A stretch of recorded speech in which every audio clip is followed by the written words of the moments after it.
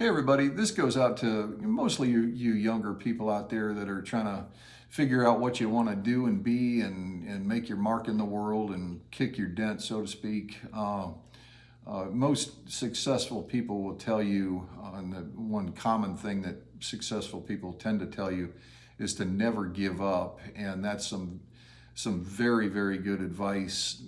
However, there's some caveats to that I'm going to get into in a minute.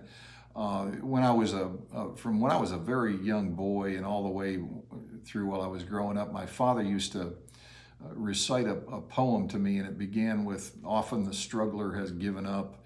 And I won't recite it to you. You can look it up. But he would always recite the entire thing to me, and it was designed to teach me that very lesson, which is to never give up. And later, when I got out of college, like a lot of people, when you get out of college, I still didn't know what I wanted to do and be.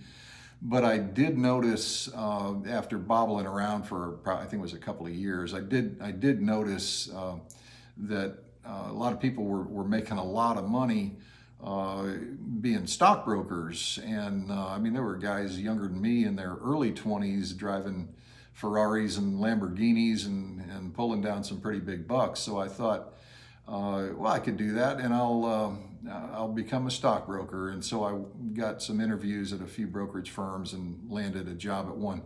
And you can't do anything until you pass what's called the Series 7 exam, which was, if I recall, 3 or 4 weeks of pretty intense studying, and the exam itself was not easy either. I remember walking out of there thinking that there's no way on earth I'd pass that thing. The only way they could have made it harder was to break my legs on the way in. And then also, back then you didn't take your tests on a computer. You bubbled in your answers with a pencil on the paper. And so it took 3 or 4 weeks to get your results. During that time, all you can do at the brokerage firm is just sit and read, sales books and so on, because they can't let you on the phones until you've passed your exam.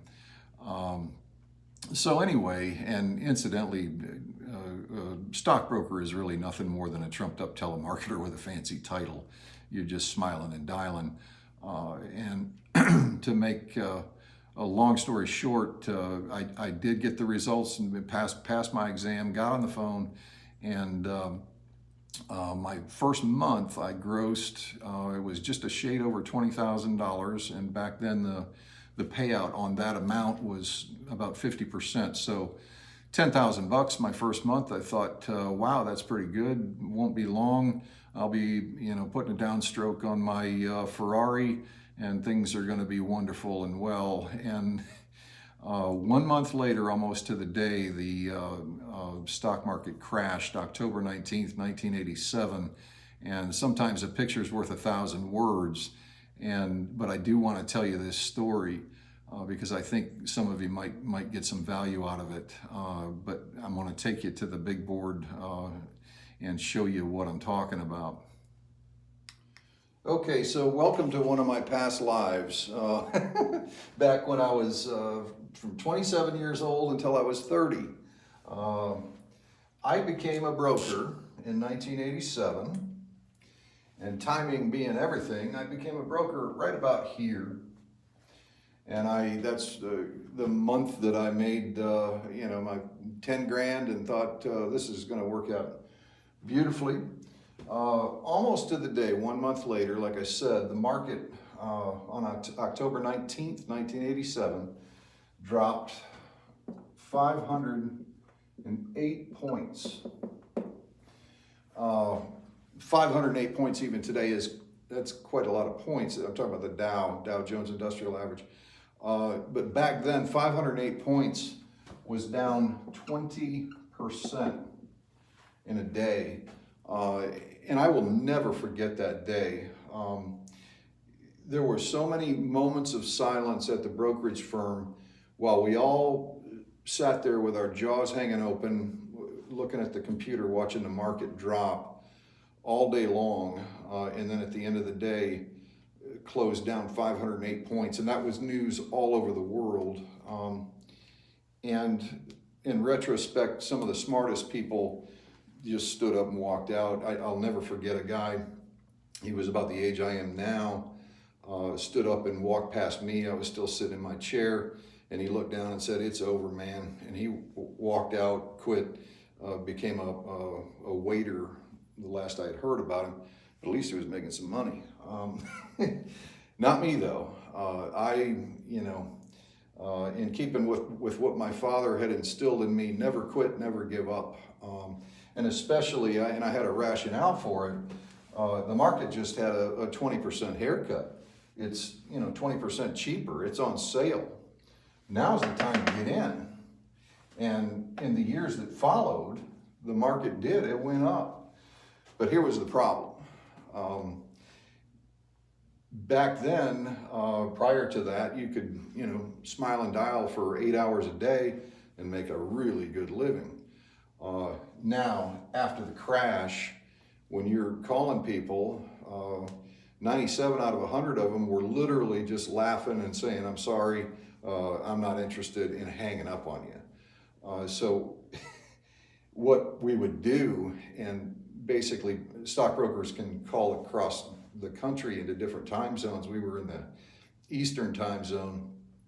So we'd smile and dial all day long, and then we'd go, there was a restaurant bar actually right across the parking lot from our office, and we'd go eat and then get drunk actually, and come back to the office and smile and dial some more, dialing it across the country all the way over to the Pacific time zone. Still, 97 out of 100 people just hanging up on you. I'm borrowing again on credit cards, trying to pay the bills. In 1989, my daughter was born in August, my first child, and kids will tend to grow you up in a hurry, and thank God for that, because in 1990, I finally came to my senses, and not in keeping with never quitting, I did give up. I declared bankruptcy, and I got out of the business of being a stockbroker.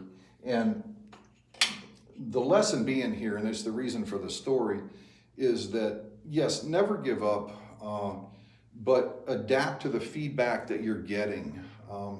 And what I mean by that is your potential customers, potential clients, the public's perception may not be based in reality. And in this case, it was not based in reality, because I was right and they were all wrong. The market went up. They'd have made a lot of money if they had just invested, but they didn't. And so adapt to the feedback that you're getting, because again, the public's perception may not be based in reality, but it's the reality you're gonna fucking deal with, I promise.